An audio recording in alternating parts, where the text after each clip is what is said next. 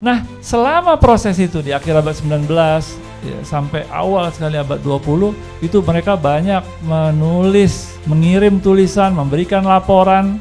Kalangan pan-islamis dari orang-orang Hadromi ini memprotes tentang perlakuan Belanda, ya.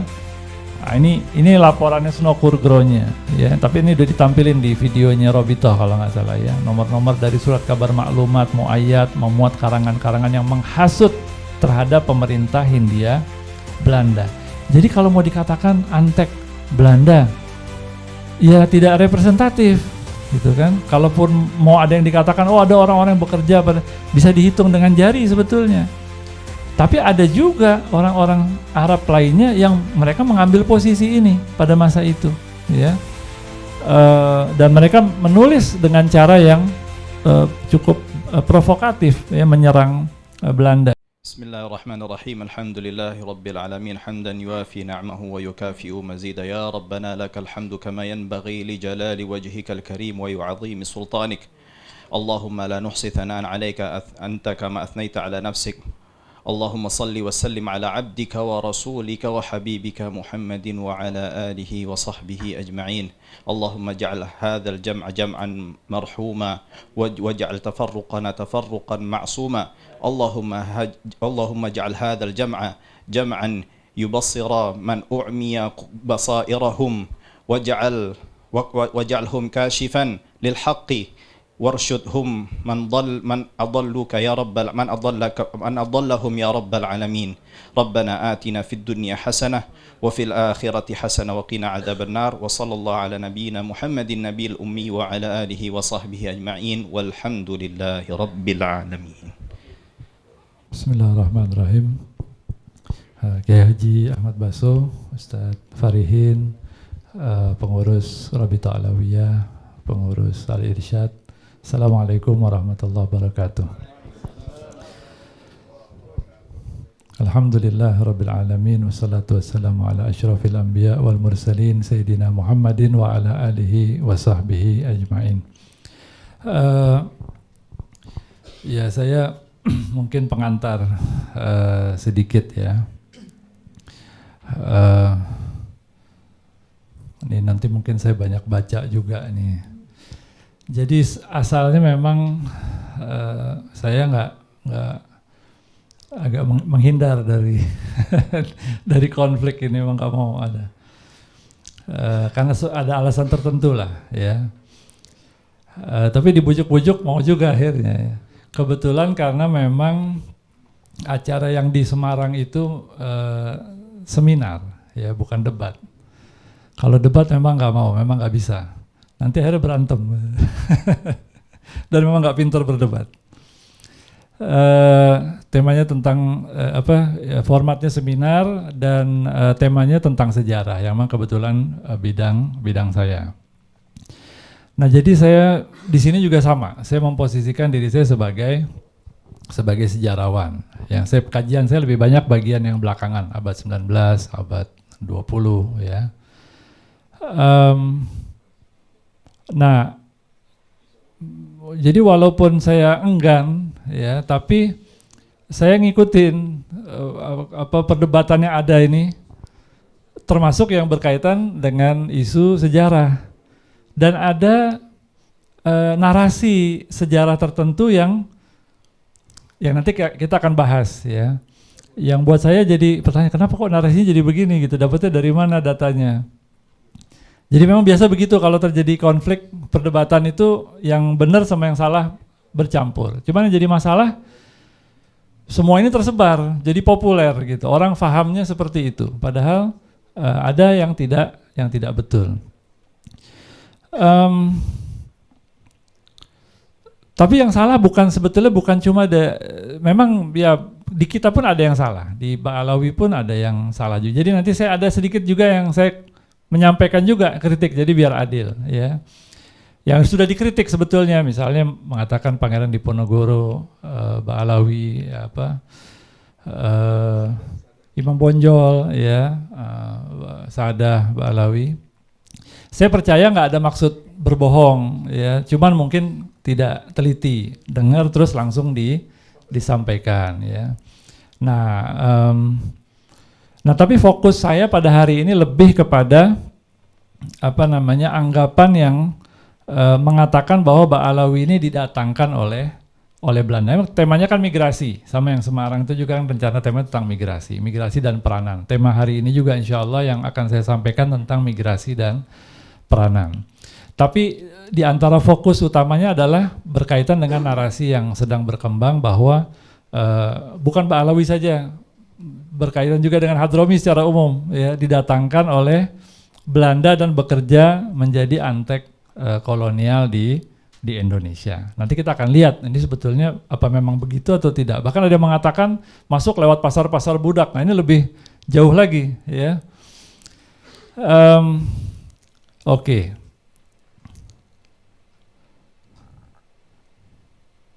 Nah kalaupun pembahasannya cerita tentang peranan Hadromi, peran Hadromi tentu jangan diartikan seolah-olah yang berperan di Indonesia cuma orang Hadromi. Ini kebetulan karena temanya kan tentang ini ya. Baik. Ini juga perlu saya garis bawahi. Diingatkan kemarin sama Prof Yasmin ya, perlu tampil sebagai akademisi ya, yang tapi saya kadang-kadang merasa perlu menyampaikan nasihat juga ya.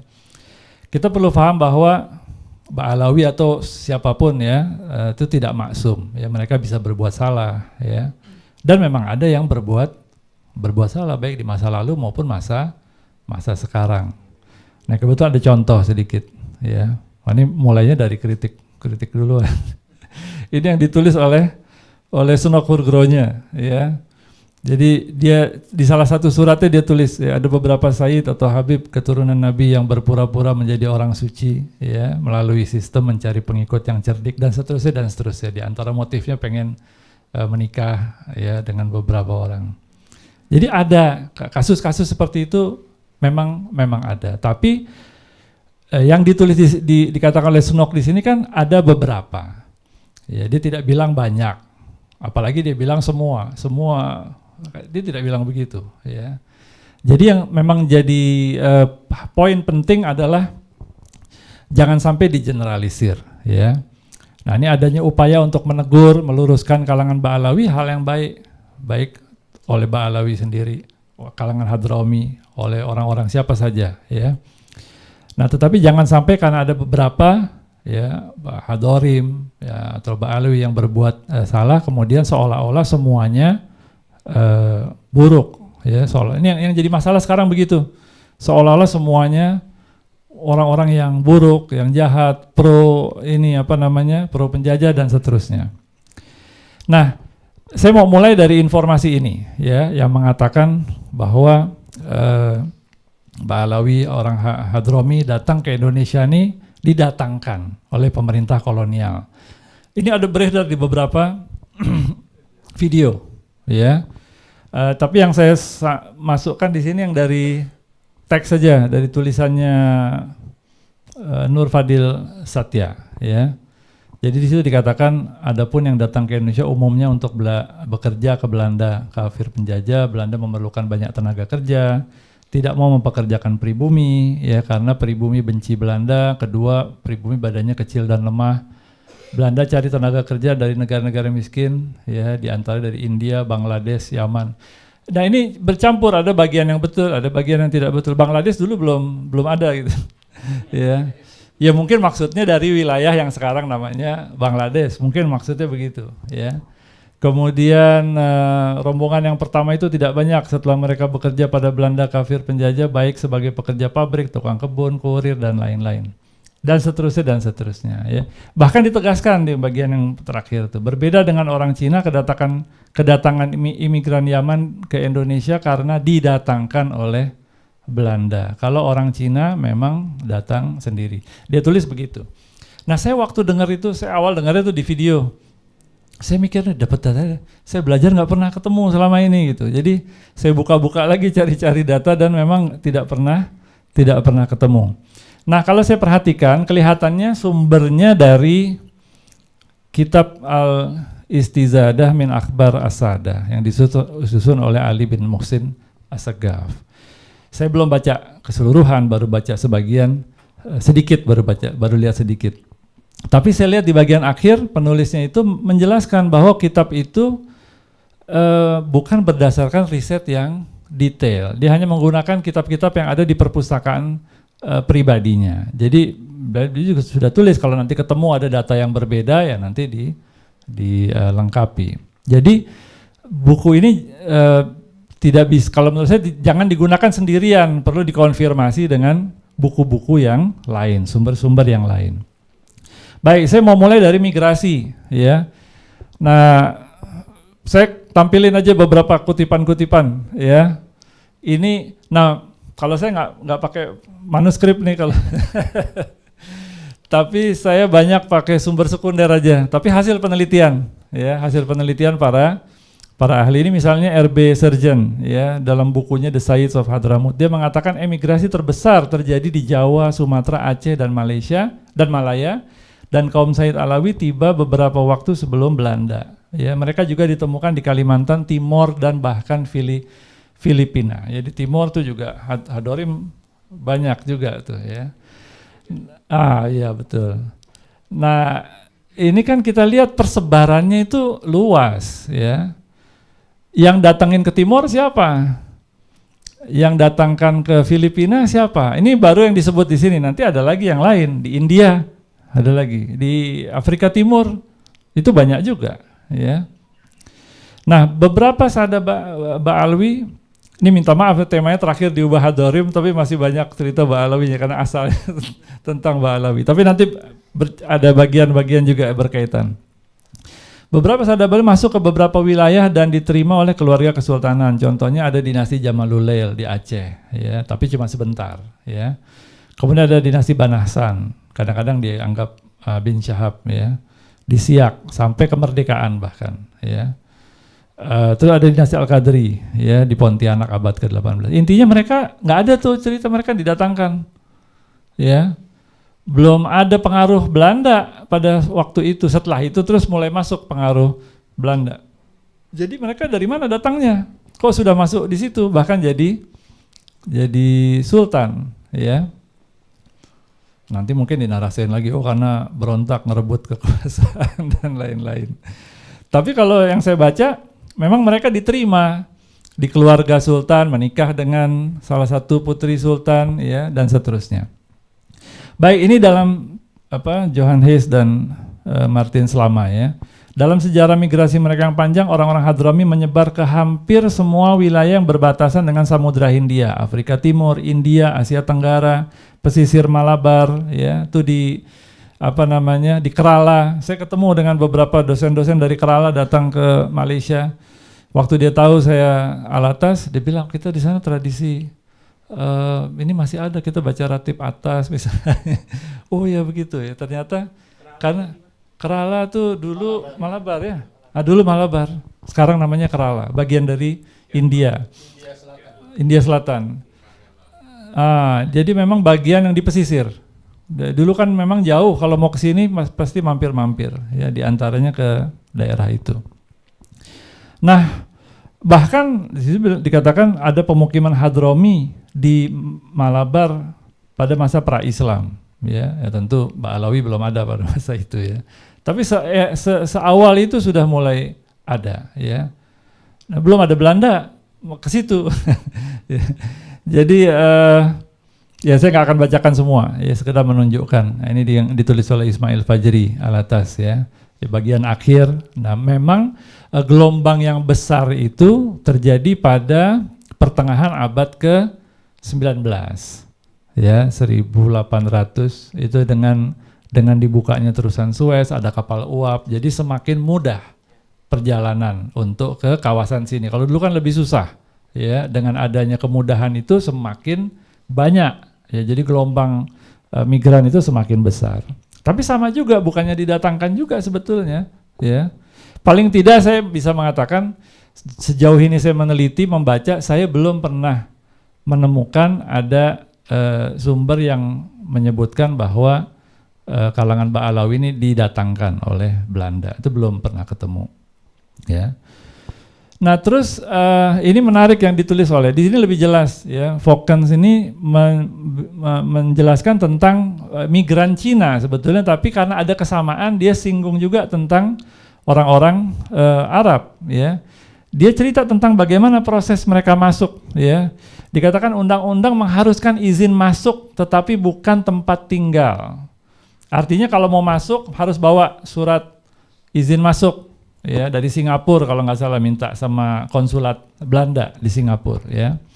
Pendatang baru ditanyai tentang relasi yang keluarga atau teman yang mendukungnya dan apakah dia memiliki penghasilan yang memadai. Kan dari sini kelihatan bukan didatangkan, datang sendiri terus dicek ya, ada temannya atau tidak, keluarganya siapa, ada duitnya, ada apa, bawa duit atau enggak ya.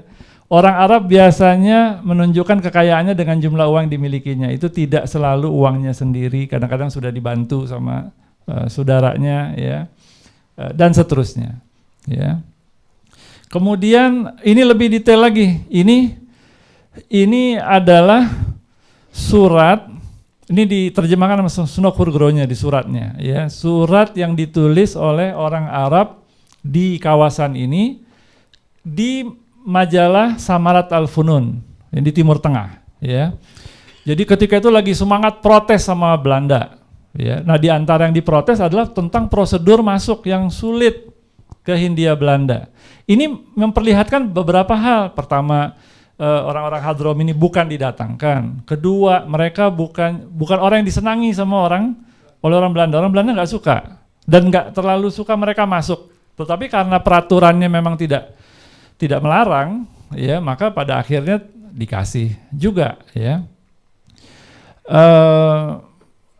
Diceritakan proses yang sulit ya, harus bikin surat izin, kemudian nanti diperiksa oleh mereka ya, sampai intinya harus bayar, kalau diterima pun harus bayar. Ada bagian yang itu yang kuningkan ya, bukan dari asalnya. Harga resmi surat izin seperti itu tidak kurang dari setengah pon. Belum lagi bila pemegang surat izin tiba di pelabuhan yang dituju, maka dia ditahan oleh polisi seolah-olah seorang penjahat, dibawa kepada kepala penduduk Arab, Kapten Arab ya. Saya berapa kali sebut ya, Kapten Arab itu ngurusin orang Arab saja. Kalaupun ada yang tidak baik, yang jadi korban orang Arab, bukan masyarakat pribumi ya. Kepala ini menerimanya seolah-olah seperti darah dari orang yang serba miskin dan dengan berbagai-bagai jalan dapat dihisapnya. Ini kalau kebetulan tidak baik, orang yang kurang baik yang jadi kepala atau Kapten Arab ya. Kemudian juga diceritakan lagi panjang, saya nggak bacakan semua lah. Di bagian akhir ada yang menarik ya, tapi perlu difahami bahwa tulisan-tulisan ini suasananya tuh memang ada nada politiknya, semangat perlawanan, ada agak provokatif, jadi mungkin ada agak dramatis sedikit ya, mungkin tidak se-ekstrim itu, wallahu a'lam ya. Tapi yang pasti memang mereka marah kepada pemerintah Hindia Belanda. Di bagian akhir dikatakan pembatasan kebebasan ini telah diberlakukan atas permintaan seorang rohaniawan kepada pemerintah. Sebab kata rohaniawan itu satu-satunya hambatan terhadap pengkristenan orang Jawa timbul karena kehadiran orang Arab. Maka pengkristenan akan terwujud jika pemerintah pusat menolak kedatangan orang Arab. Ini tulisan yang memprotes, ya, mengatakan begitu. Baik, itu soal migrasi, ya. Sekarang profesi, kan tadi dikatakan mereka bekerja. Kalau didatangkan itu biasanya, jadi kelihatannya narasi yang berkembang ini merefleksikan dengan masa sekarang.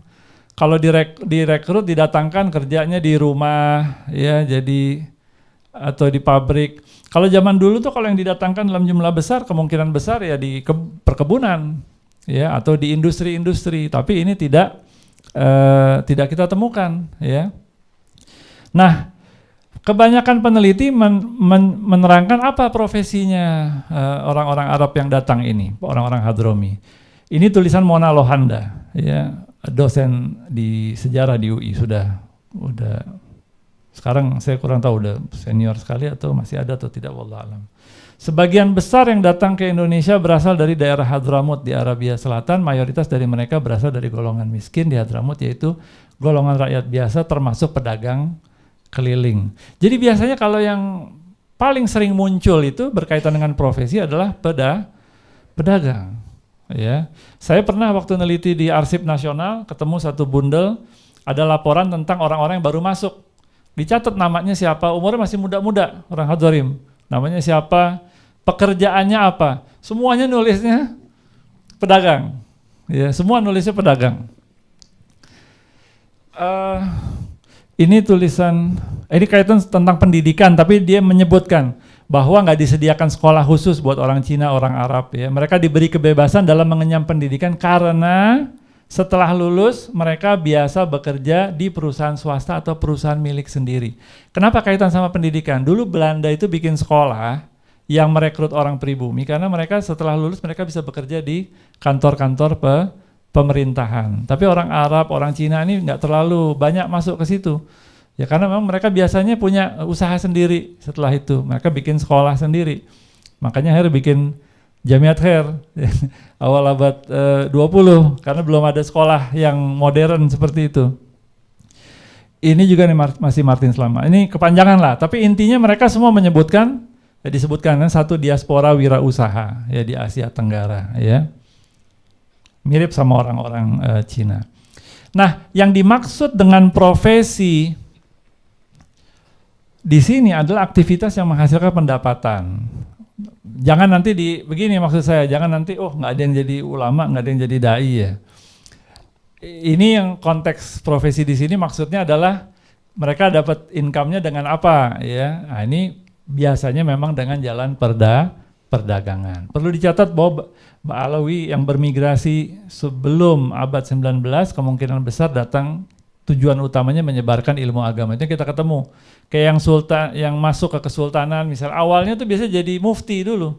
Ya, masuk ke kesultanan itu jadi mufti biasanya. Nah, pada abad 19 dan 20 motif ekonomi menjadi semakin menonjol, ya. Dan yang datang lebih banyak, ya. Tetapi motif keagamaan tetap penting. Ini disebut oleh Peter Riedel, ya.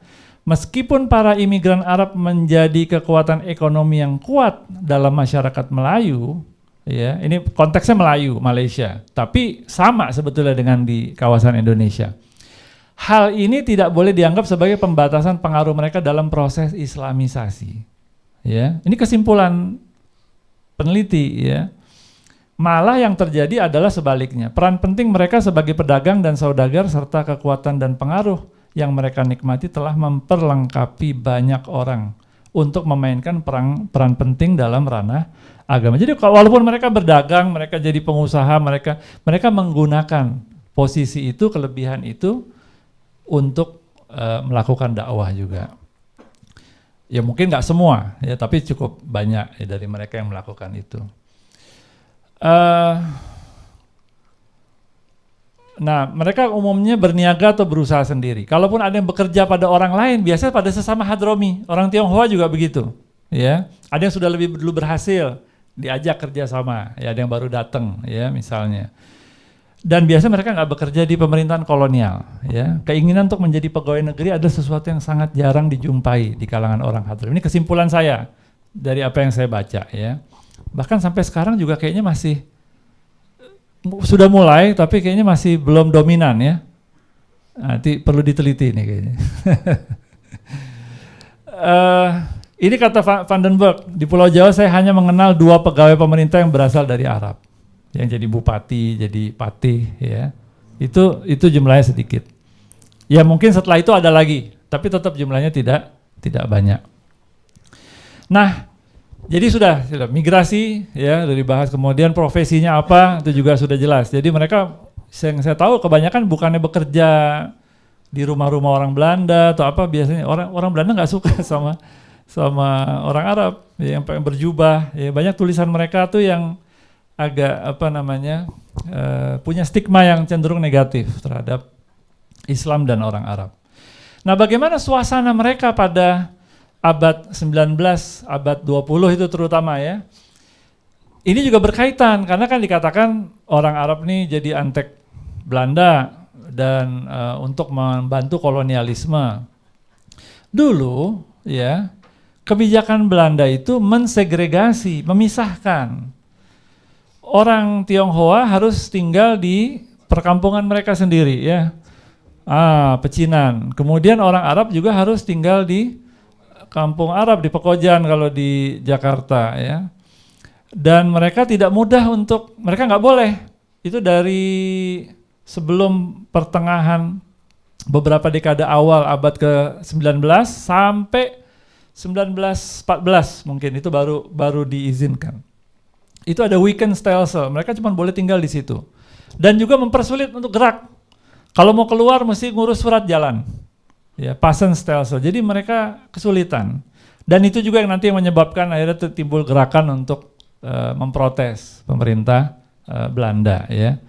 Nah, jadi dari sisi ini saja sebetulnya mereka punya keterbatasan dalam berinteraksi dengan masyarakat lokal. Baik, saya percepat saja. Karena keadaan jadi begini, mereka di tempat tinggalnya dibatasin. Kemudian jumlah makin banyak yang datang. Kenapa? Di antaranya memang karena daya tarik ekonomi juga di antaranya. Pada abad 19 itu, ya abad 19, abad 20. Nah karena yang datang makin banyak, tempatnya di situ-situ juga, akhirnya Pekojan itu dan kampung Arab lainnya itu jadi sumpek, ya. Padahal sebagian dari mereka sudah ada yang jadi saudagar, sudah jadi orang, mereka jadi jengkel ya dengan keadaan itu. Nah, pada waktu yang bersamaan abad 19 itu muncul ide dan gerakan pan-islamisme. Ya, pan-islamisme. Afghani, kemudian Abdo dan lain-lain, dan disambutlah oleh orang-orang Hadromi ini. Ya, dan dijadikan, mereka setuju dengan ide itu. Ini kalau mau diceritakan panjang ini sebetulnya, tapi singkatnya begini. Jadi keadaan itu, mereka dalam keadaan yang sulit, kok kita dibikin susah sama pemerintah kolonial ini, bukan muslim juga. Sebagian mereka juga sudah ada yang jadi pedagang besar, tuan tanah. Mereka, saya rasa ada perasaan, kita muslim nih kok tertinggal, kok kita kalah. Nah ide pembaharuan itu kan pada masa itu kan sebetulnya idenya itu. Kita harus bangkit, harus memperbaiki diri supaya bisa sejajar dengan orang Barat. Jadi mereka menyambut gagasan itu. Dan ide pan-islamisme ini, dengan ide ini mereka ingin kita bersama-sama Turki Utsmani supaya bisa maju lagi, dan disambut juga oleh Turki Utsmani. Mereka menjalin hubungan ketika itu dengan Turki Utsmani, sampai Turki Utsmani pun bikin konsulat di Batavia, yang mana konsul pertamanya walaupun tidak diterima oleh Belanda, tapi diangkat oleh Turki Utsmani. Itu adalah seorang Arab lokal yang sudah tinggal di Hindia Belanda, ya, tapi bukan Hadromi. Di sini ditulis Hadromi. Sebetulnya bukan Hadromi, tapi dia tinggal di lingkungan Hadromi. Namanya Abdul Aziz Al-Musawi. Mertuanya Abdullah bin Alwi Al-Attas, ya, yang gedung tekstil itu, ya, di Jakarta. Dulu rumahnya di situ. Nah, dari awal waktu Turki Utsmani menetapkan akan membuka konsulat di Batavia, sejak awal itu sudah disebutkan alasannya karena ingin melindungi warganya yang ada di Batavia, yaitu orang-orang Arab yang ada di Hindia Belanda, ya, bukan di Batavia, di Hindia Belanda, ya. Jadi ketika itu orang Arab pengen biar jadi bagian dari Turki Utsmani, ya. Turki Utsmani juga menyambut, ya, mereka dianggap bagian dari Turki Utsmani, walaupun nggak diakui oleh Belanda. Kenapa kok mereka mau jadi bagian dari Turki Utsmani? Karena di Hindia Belanda itu selain ada segregasi tadi, ada stratifikasi sosial yang kaku. Paling atas itu orang Belanda, di bawahnya orang Timur Asing, paling bawah orang inlander, orang pribumi.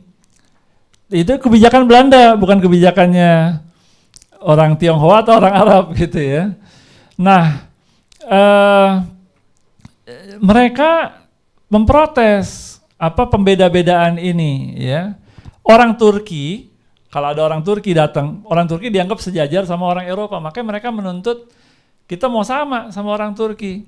Awalnya orang-orang Arab ini yang ingin dianggap menjadi bagian dari Turki supaya mereka disetarakan, nanti lama-lama isunya tuh pribumi Muslim ini bagian dari Turki Utsmani. Jadi arahnya ke sana, ya. Mereka terlibat dengan pergerakan itu dan juga didukung oleh para konsul Turki. Nah, selama proses itu di akhir abad 19 ya, sampai awal sekali abad 20 itu mereka banyak menulis, mengirim tulisan, memberikan laporan. Kalangan pan-islamis dari orang-orang Hadromi ini memprotes tentang perlakuan Belanda, ya. Nah, ini laporannya Snokurgronya, ya. Tapi ini udah ditampilin di videonya Robitoh kalau nggak salah, ya. Nomor-nomor dari surat kabar maklumat, muayyad, memuat karangan-karangan yang menghasut terhadap pemerintah Hindia Belanda. Jadi kalau mau dikatakan antek Belanda, ya tidak representatif, gitu kan. Kalaupun mau ada yang dikatakan, oh ada orang-orang yang bekerja, bisa dihitung dengan jari sebetulnya. Tapi ada juga orang-orang Arab lainnya yang mereka mengambil posisi ini pada masa itu, ya. Dan mereka menulis dengan cara yang cukup provokatif, ya, menyerang Belanda. Ini misalnya ada salah satu surat dari orang Hadromi di Muayyad tahun 1899. Ya, ini sepotong aja saya ambil, ya. Akan tetapi lalu siapa yang akan meminta belas kasihan bagi orang pribumi Muhammadan? Memang dalam surat-surat itu kadang-kadang yang diisukan adalah kesulitan dihadapi orang-orang Arab. Tapi pada sebagian surat yang lainnya bukan hanya soal orang Arab, tapi juga orang pribumi diangkat di situ, ya. Di pulau-pulau jajahan Belanda, atau agar orang-orang Belanda meninggalkan ketidakadilan dan kelaliman yang dijalankan oleh para penguasa Belanda terhadap orang pribumi, ya. Padahal keluh kesah mereka ini sudah terdengar di mana-mana dan kebusukan mereka sudah memenuhi 7 penjuru, ya. Dan ini contoh-contoh lain. Saya nggak akan sebutkan semua, nanti terlalu panjang dan cukup banyak disebutkan di surat-suratnya Snokurgronya, ya. Ini sampai yang mengirim permintaan permohonan supaya jadi bagian dari Turki sampai 35.000 Muslim di Hindia Belanda. 35.000. Itu saya kira bukan cuma orang Hadromi, ya, masyarakat setempatnya juga. Dan ini yang dirasakan oleh orang Belanda. Ini dikutip oleh Hamid Al-Ghadri di bukunya, ya. Pada tahun 1897 tentang Pan-Islamisme, dia mengatakan tujuan dari Pan-Islamisme di Betawi ini adalah mendapatkan persamaan status untuk orang Arab dan kemudian untuk semua orang Islam dengan orang Eropa supaya sejajar, ya. Atau lebih tepat untuk menghapus perbedaan-perbedaan status sekarang ini dalam peradilan hak dan kewajiban di antara orang Eropa Timur Asing dan pribumi. Jika tujuan ini sudah tercapai, maka menurut pendapat para pengikut Islam, orang-orang Islam tidak sukar lagi untuk mendapat kedudukan yang lebih daripada orang Eropa dan kemudian memojokkan mereka sama sekali. Serangan maklumat mempersiapkan pengusiran orang Belanda dari Hindia Timur. Jadi nada ketidaksukaan, kritik, serangan itu sampai ke taraf itu pada masa itu. Nah, singkatnya kemudian mereka ada yang kirim anaknya belajar di Istanbul, tidak banyak, beberapa orang. Terus mereka bikin sekolah, ya, bikin organisasi Jamiat Khair, ya. Awalnya buat orang-orang Arab saja, tapi 1906 dibuka juga untuk Muslim, ya. Lalu pada Cokro Aminoto, Ahmad Dahlan pernah menjadi anggota Jamiat Khair, ya. Dan ketika berdiri Sarekat Islam, orang-orang Arab sangat aktif di sana. Saya ada rencana mau buat penelitian khusus tentang masalah ini, menarik. Sangat aktif pada dekade pertama kepengurusan Sarekat Islam, ya. Nanti di sini kita bisa lihat beberapa contoh, ya. Waktu berdiri Sarekat Islam, Sarekat Dagang Islamiyah di Bogor, Tirto Adi Suryo, ya. Pengurusnya itu, ini kalangan masyayikh di Bogor ini, ya. Pimpinannya Raden Mas Tirto Adi Suryo, terus Presiden Syekh Ahmad bin Abdurrahman Bajunaid, ya. Komisaris Syekh Ahmad bin Said, ini Said sebetulnya, ya, Bajunaid, dan seterusnya. Dua dari pengurus yang awal ini, kalau nggak salah, yang alumni dari Turki, ya, dari Istanbul. Kemudian ada satu penelitian tentang Sarekat Islam di Surakarta di Solo, ya. Itu dikatakan pada tahun 1914 itu susunan pengurusnya terdiri dari pedagang Muslim, priai, dan golongan Arab yang tergabung dalam Sarekat Islam. Nah, di dalam daftar pengurus Sarekat Islam di Solo, Surakarta 1913-1914 itu ada nama Syekh Muhammad mungkin tuh ya bin Awad Sungkar, komisioner, dan Said Muhammad Al-Jufri penasihat. Artinya mereka ada nama-nama di situ. Ini datanya nggak semua dimasukkan. Ada nama-nama lain yang juga mereka terlibat di Sarekat. Di sini disebutkan di satu tesis master ini ya. Ada Said Ali Al-Habsyi, Abdullah bin Husain Al-Idrus, ya, itu terlibat di Sarekat Islam. Said Ahmad bin Muhammad bin Al-Musawa dari Surabaya, ya, dan juga dari kalangan masyayikh pun mereka juga terlibat di sana. Ini Sumit Mandal ini banyak meneliti tentang pergerakan orang Arab pada masa itu, dan beliau cukup banyak menulis tentang bagaimana peranan orang Hadhrami di Sarekat Islam. Tapi dia mengatakan orang-orang Arab memainkan peranan penting sebagai penasehat, pembimbing keagamaan, serta penopang keuangan sepanjang tahun-tahun awal Sarekat Islam. Ini yang saya dapat dari beberapa sumber. Kalau tadi sumber-sumber sekunder, di sumber primer, ya, dari Neraca. Neraca ini redakturnya Haji Agus Salim kalau saya tidak salah, ya. Itu disebutkan pada meeting agama Islam di Sirene Park yang diadakan oleh Sarekat Islam, Tuan Said sebetulnya Hasan bin Smith, komisaris SI, bicara tentang rintangan dan seterusnya. Artinya mereka terlibat di situ. Hasan bin Smith ini termasuk pemimpin di Sarekat Islam di Surabaya. Ada Utsman bin Yahya, saya kira ini mufti Batavia, minta berpidato pula sekedarnya, dibicara tentang pertentangan golongan muda, golongan tua, ya. Ada benernya, ada salahnya masing-masing, ya. Kemudian juga ada berita lain menyebutkan bahwa lead bestur pimpinan Sarekat Islam, sentral Sarekat Islam, termasuk Said Hasan bin Smith bersama lead lainnya jadi sasaran SI Semarang untuk dibubarkan. SI Semarang ini Semaun. Ini 1917 nih, ya. Semaun komunis, tapi partainya belum berdiri, tapi sudah mulai masuk di Sarekat Islam. Kemudian Sarekat Islam juga bikin lembaga namanya Hilal Ahmar, bulan sabit merah, untuk bantuan korban perang ketika itu, kerjasama dengan Hilal Ahmar di Turki. Yang jadi ketua siapa? Said Hasan bin Smith. Wakilnya Umar Said Cokro Aminoto. Ya, terus pengurusnya di bawahnya banyak lagi itu, ada Syekh, ada Said juga, ya.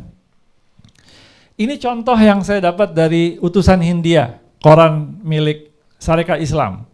Ada satu berita menceritakan tentang perjalanan Hasan bin Smith yang cukup padat. Cuma saya mau menggarisbawahi, ya, di situ disebutkan bahwa dia adalah komisaris sentral Sarekat Islam, ya. Dia pergi ke Surabaya, dari Surabaya ke Semarang, hadir walimah di rumah Habib Hasan Musawa, besoknya pergi ke Betawi, disertai oleh Cokro Aminoto di Cikampek, bareng-bareng sama Cokro Aminoto. Saya mau memperlihatkan ini bahwa dulu sudah sangat, iya, dekat sekali sebetulnya, dan mereka terlibat di pergerakan juga, ya. Di Betawi kemarin mereka pergi ke rumah Joyo Sudiro, komisaris CSI, besoknya pergi ke rumah ke tempat advisor Kementerian Agama ketika itulah, ya. Ada beberapa urusan. Terus selesai urusan Rabu pagi ke kantor apalagi itu advisor lagi. Terus setelah itu Cokro Aminoto naik spur ke Bandung, pisah. Said Hasan pergi ke konsul Turki, Refat Bey ketika itu, ya. Terus pergi ke rumah Said Abu Bakar saya kira mungkin Abu Bakar bin Abdullah mungkin, ya, Allah alam. Kemudian bermusyawarah tentang nasibnya bangsa Arab yang masih dalam kegelapan.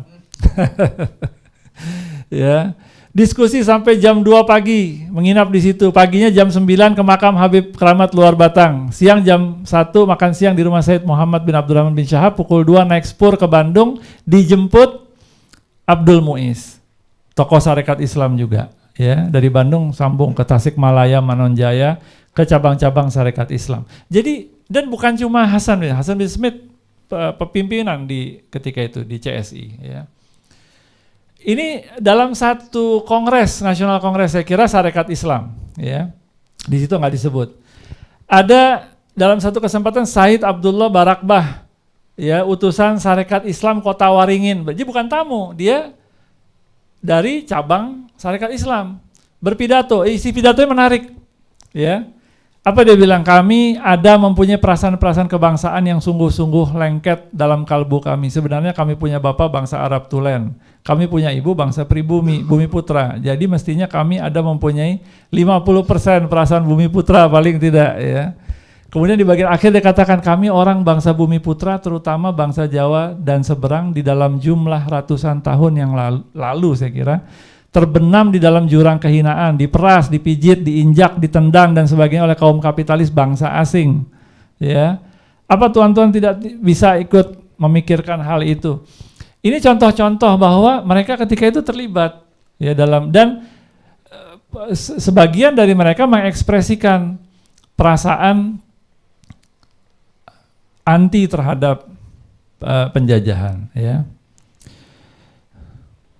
Waktunya masih boleh ininya. Ya, saya coba lebih cepat, ya.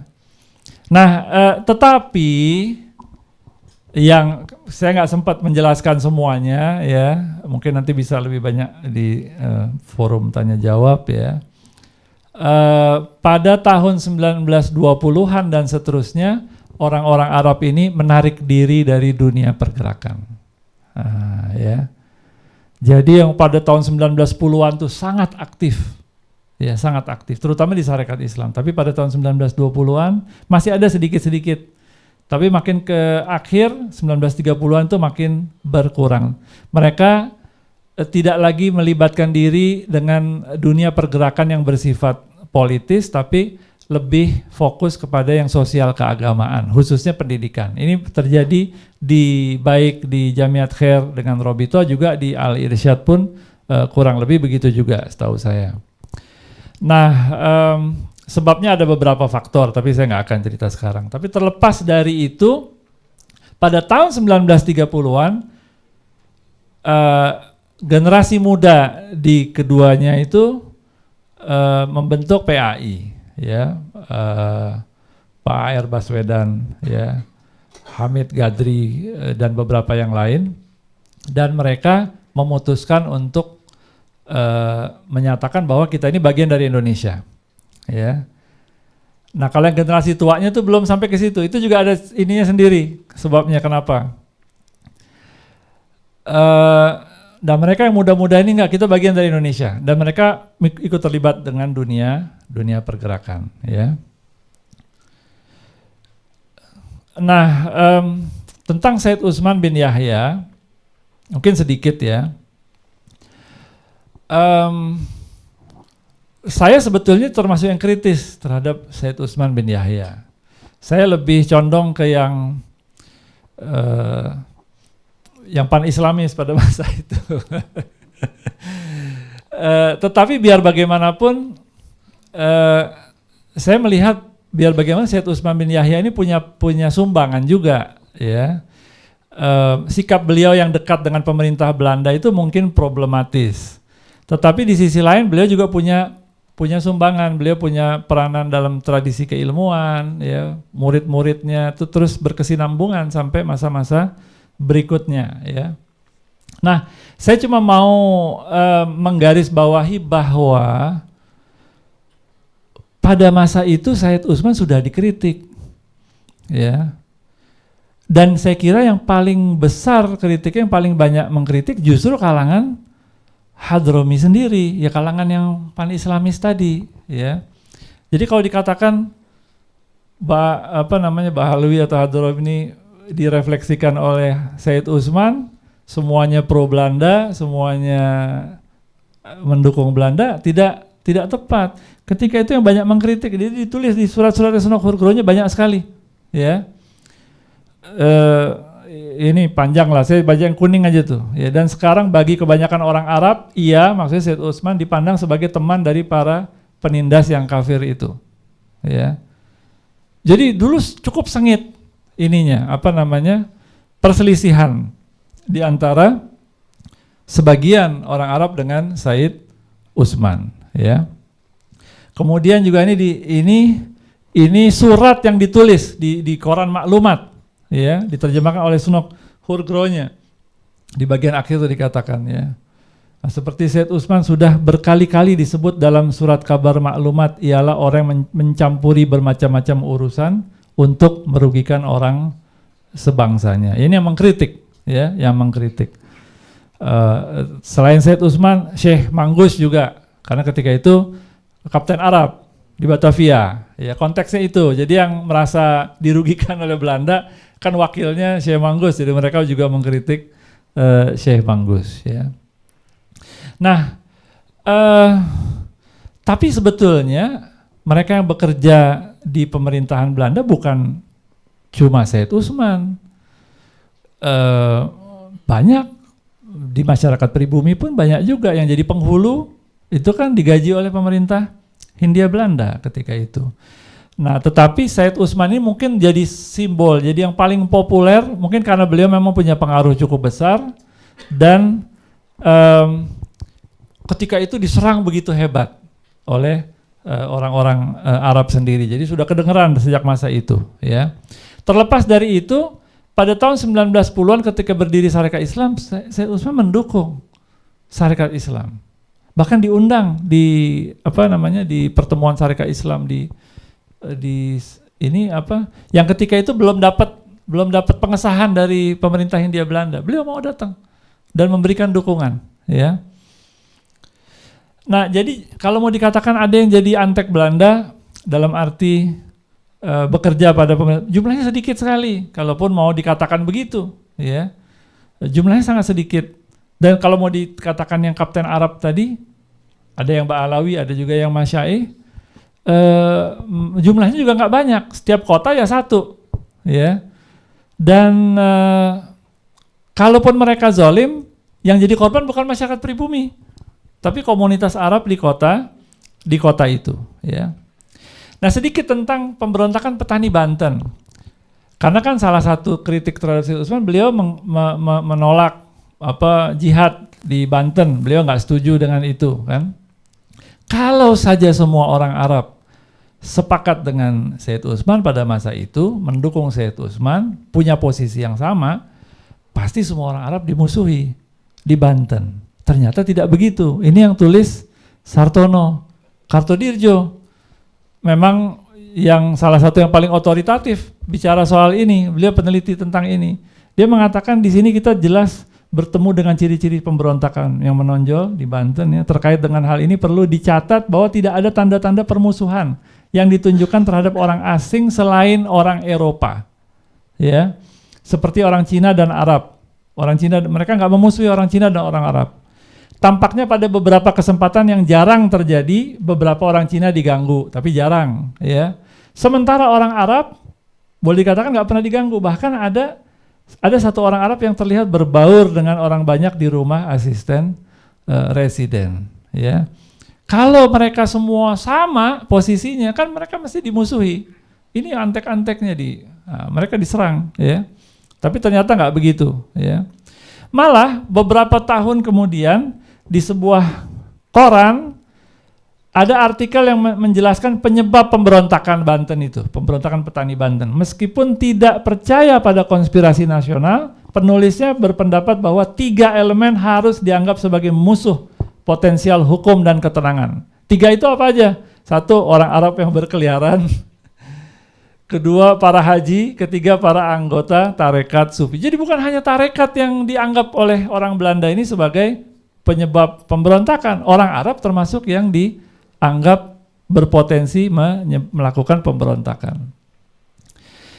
Sedikit tentang Perang Aceh, ya. Memang betul bahwa Habib Abdurrahman Az-Zahir pada awalnya punya peranan yang besar di Aceh, tapi kemudian menyerah. Menyerah sebetulnya banyak kan, tokoh-tokoh yang berjuang menyerah, tapi yang menyebabkan Habib Abdurrahman Az-Zahir ini dianggap pengkhianat karena beliau mendapat tunjangan, meminta tunjangan dan diberi tunjangan oleh pemerintah Hindia Belanda. Jadi akhirnya dilihat sebagai pengkhianat. Tetapi kita jangan lupa ada orang-orang Arab lainnya di dalam dan di luar Aceh yang ikut berusaha membantu Aceh dalam perang melawan Belanda. Saya nggak sempat bawa data-data di sini, di Penang, di Singapura, ya, konsul Turki tidak resmi di Singapura itu termasuk yang berusaha membantu pada tingkat tertentu lah, ya.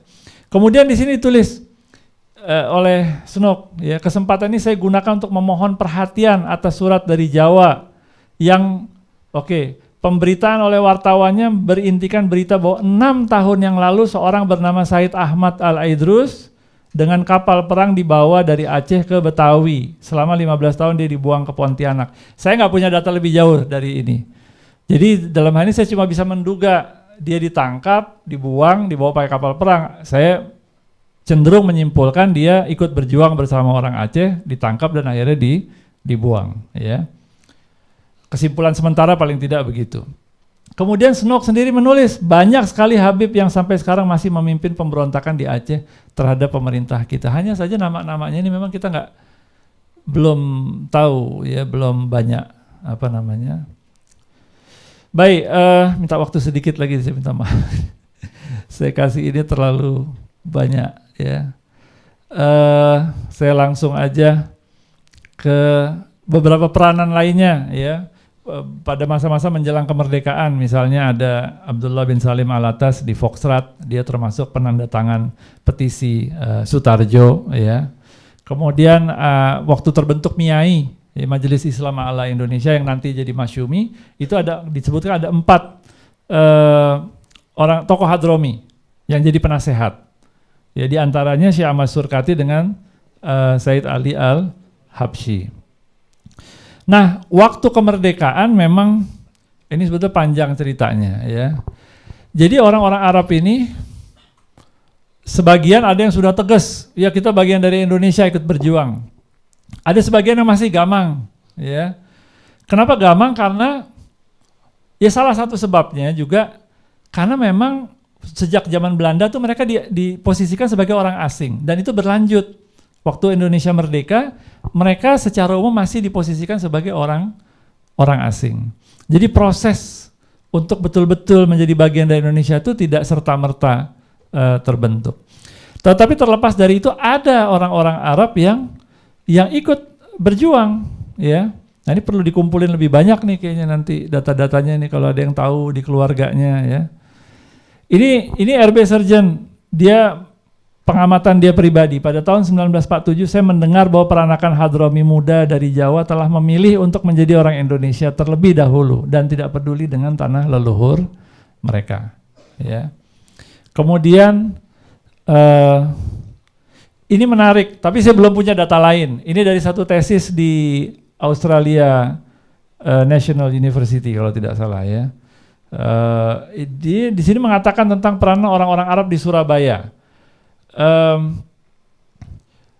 Dia katakan bahwa penduduk Surabaya membentuk berbagai laskar rakyat, ya, dan orang-orang Arab ini terlibat untuk mempertahankan kemerdekaan. Dalam hubungannya orang-orang Arab Surabaya juga membentuk apa yang mereka sebut PARI, Pemuda Arab Republik Indonesia, pada tanggal 17 Oktober 1945. Organisasi ini merupakan bagian dari PRI, Pemuda Republik Indonesia, yang gabungan dari beberapa organisasi keturunan Arab. Yang jadi ketua PARI ini, ya, Waki, ya, terus ada Al-Jufri, ada Ali Bashim dan seterusnya.